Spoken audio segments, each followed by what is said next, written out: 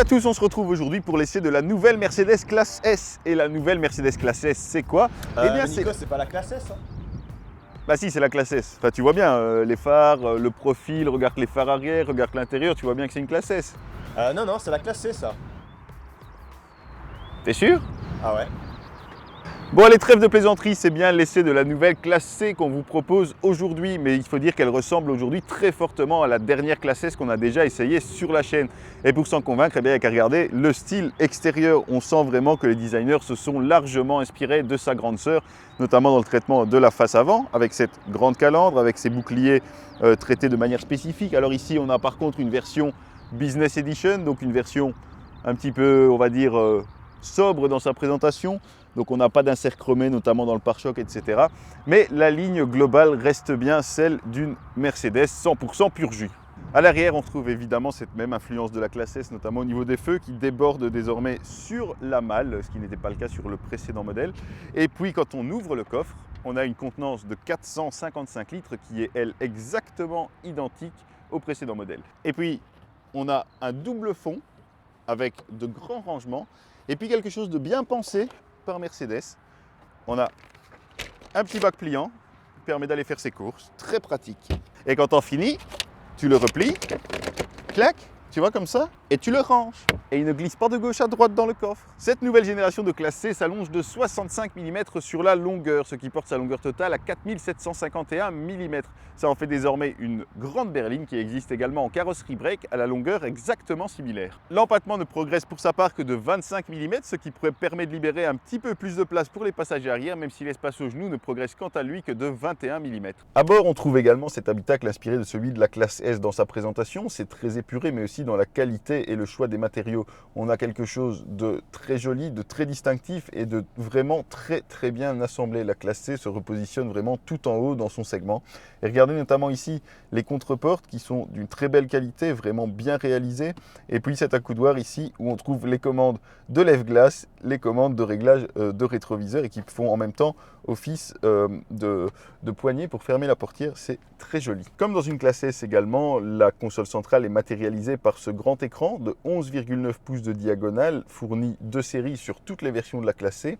Il est légèrement incliné vers le conducteur, selon un angle de 6 degrés exactement, pour permettre de faciliter la lecture et les commandes, notamment en roulant. Et puis face au conducteur, derrière le volant, on a un second écran de 12,3 pouces de diagonale, donc pour toutes les informations relatives à la conduite. Cet affichage peut bien entendu être personnalisé, puisqu'il suffit de cliquer sur ce petit bouton sur le volant et on peut alors choisir entre plusieurs affichages différents. Donc on a le mode classique comme celui sur lequel on était, un mode épuré qui change non seulement la présentation sur l'écran principal, mais également sur l'écran multimédia, ainsi que la couleur de l'éclairage d'ambiance. Et puis bien sûr, on a un mode sportif où là, eh bien, tout passe au rouge. Parce que le rouge, c'est sport, on l'a déjà dit.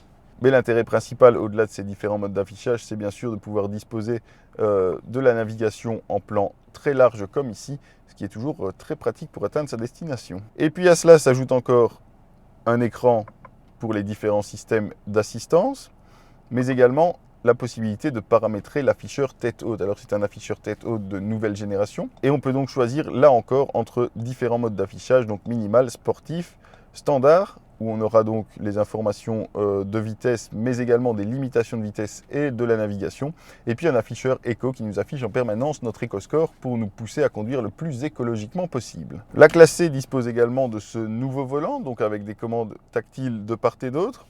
On trouve donc les commandes du régulateur limiteur de vitesse et du multimédia de ce côté-ci. Et puis ici en haut, comme j'expliquais, ça donne accès aux différents réglages de cet écran-là. Et si on clique de l'autre côté, eh bien, ça donne accès aux différents réglages du système multimédia. On peut donc gérer les deux écrans sans quitter le volant des mains. Ces touches tactiles sont pas toujours très pratiques en conduisant, mais il faut reconnaître qu'elles sont très réactives et assez précises, ce qui facilite quand même grandement leur usage lorsqu'on est au volant. Par contre, le vrai problème, c'est quand il s'agit de régler le volume, puisqu'on ne peut pas cliquer pour régler le volume, il faut bien glisser. Et puis si on, par mégarde, on clique, eh bien, ça active la fonction mute et donc ça coupe le son. Donc il faut vraiment y aller en douceur. L'écran central pilote bien sûr la nouvelle génération de système multimédia MBUX, qui est donc toujours très complet avec la navigation, téléphone, radio, médias, etc. Le gros avantage, c'est qu'il permet une connectivité sans fil avec Apple CarPlay. Donc ça, c'est très pratique d'avoir Apple CarPlay qui s'affiche en grand dès qu'on monte dans le véhicule. Et puis parmi les autres fonctions, il y a bien sûr cette commande vocale et Mercedes, qui ne fonctionne jamais quand on lui demande. Hey Mercedes, ah ben même pas. Hey Mercedes, hey Mercedes, Je vous écoute. que penses-tu de BMW? De bons amis bavarois. Voilà. Parmi les autres fonctions un petit peu décalées de ce système, il y a également ce menu confort qui permet donc de paramétrer l'affichage d'ambiance notamment, mais qui est surtout intéressant, si je puis dire, par son menu Energizing Comfort qui permet donc de vraiment détendre ou énergiser le conducteur et le passager avec différentes fonctions de massage qui jouent donc sur la ventilation, sur l'ambiance musicale, sur le massage des sièges et également sur les sièges chauffants. En dessous de cet écran, nous avons également ici une barrette de commande tactile elle aussi, donc pour le volume, etc., ce qui est assez peu intéressant. Un capteur d'empreinte digitale, donc ça, ce sera très pratique, par exemple pour valider des achats en ligne. Il suffira de poser son pouce pour valider l'achat. En cliquant ici, on a accès à tous les systèmes d'assistance du véhicule et on peut facilement les activer ou les désactiver. Ça, c'est très pratique, l'affichage est très clair. On peut avoir l'affichage des différentes caméras. Et puis en cliquant ici, on a la sélection des différents modes de conduite. Alors il faut savoir qu'on a donc 5 modes de conduite: Eco, Confort, Sport, Sport Plus et Individual, qui permet donc de paramétrer les différents éléments qui entrent en compte. Mais il faut savoir que quel que soit le mode de conduite choisi, eh bien l'affichage ne sera pas dépendant du mode de conduite choisi. Et ça, c'est pas le cas chez tout le monde parce qu'il y a des marques où eh bien, le mode de conduite est lié à un affichage spécifique.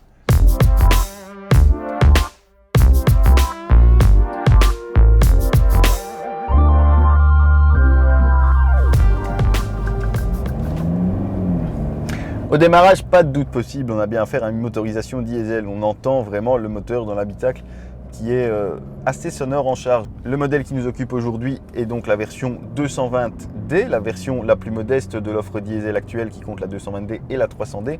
Et donc nous avons un moteur 4 cylindres diesel de 200 chevaux et 440 Nm de couple.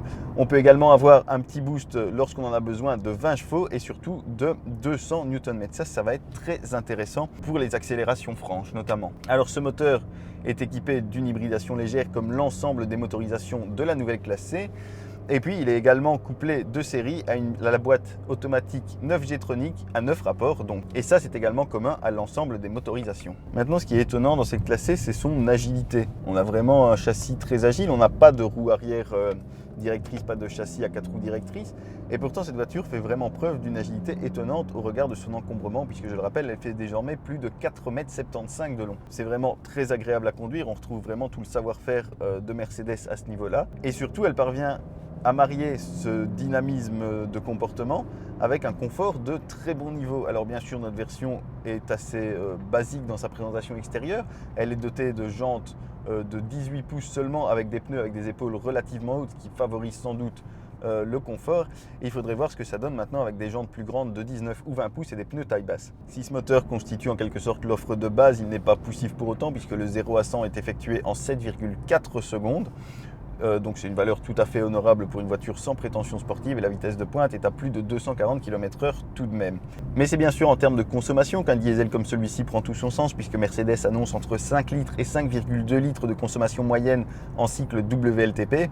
Et puis durant cet essai, nous on a tourné entre 6,2 et 6,7 litres au 100 km, ce qui est tout à fait honorable en conduite normale, surtout compte tenu des nombreux arrêts redémarrage qu'on a pu faire pour ce tournage. Donc on arrive vraiment à une consommation qui pourrait être très intéressante pour les longs trajets notamment. Une autre chose encore, qu'on peut également prendre le contrôle de la boîte de vitesse grâce aux palettes au volant.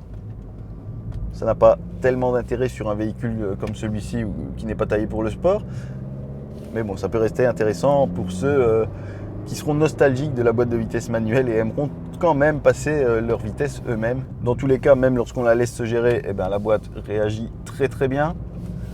Elle fait preuve d'une très belle réactivité. Voilà, dès qu'on appuie, elle rétrograde immédiatement et elle repart tout de suite. Et ça permet d'avoir une belle réactivité et un beau dynamisme général, comme je le disais. Voilà, alors bien sûr, le mode sport ne transcende pas la voiture sur un diesel comme celui-ci, mais il permettra de se faire plaisir, d'avoir quelques petites sensations ou en tout cas de rendre tout un petit peu plus direct, toutes les réactions un petit peu plus directes. Et ça, ça permettra aux jeunes papas et aux jeunes cadres dynamiques qui auront la chance d'avoir une classe C, de se faire quand même un petit peu plaisir au volant. Au final, que va-t-on retenir de cette nouvelle Mercedes classe C? Eh bien, Mercedes se replace une nouvelle fois, comme à chaque nouvelle génération, tout en haut de son segment sur le plan de la technologie, en tout cas sur le plan des équipements également. Et puis, elle fait preuve de cette agilité et de ce compromis agilité-confort surtout qui est typique des dernières Mercedes. Sur les points un petit peu de déception, je dirais, on a quand même ce moteur C220 qui est relativement sonore, qui fait bien son travail, qui offre des performances tout à fait honnêtes, mais qui se montre un petit peu trop sonore dans l'habitacle. Et puis il y a également à parler du prix. Et là vraiment la classe C a fait un bond en avant en termes de prix, puisque cette version C220D, qui est donc, je le rappelle, la version d'entrée de gamme diesel, eh bien, est quand même facturée 45 980 €.